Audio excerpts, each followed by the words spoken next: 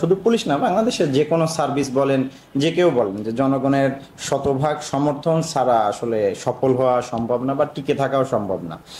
আসলে জনগণের বাহিরে গিয়ে বা জনগণের বিরুদ্ধে দাঁড়িয়ে আসলে কেউ কখনো কোনোদিন টিকে থাকতে পারেনি। আর পুলিশের পক্ষে তো সম্ভবই না, কারণ জনগণ যদি কালকে বলে আমরা পুলিশকে সহযোগিতা করব না, পুলিশ পরের দিন ব্যর্থ হবে, একদম মানে মারাত্মক মুখ থুবড়ে পড়বে।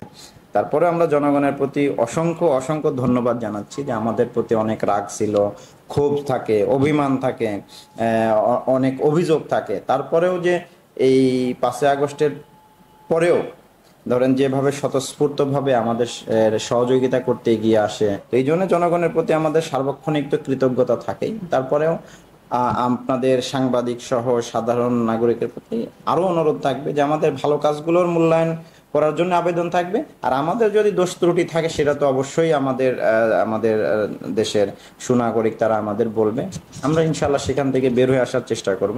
পাশাপাশি আমাদের ভালো কাজের যদি আমরা মূল্যায়ন পাই বা প্রশংসা পাই, বা যে কোনো জায়গায় এসে সংবাদ মাধ্যমে হোক, মসজিদে হোক, মন্দিরে হোক, সভা সমাবেশে হোক, যদি আমাদের ভালো কাজের আলোচনাটা উঠে আসে, তাহলে আমরা তো উৎসাহ পাই। উৎসাহ পেলে মানুষের কাজের গতিও বেড়ে যায়, কাজের কোয়ালিটিটাও বাড়ে।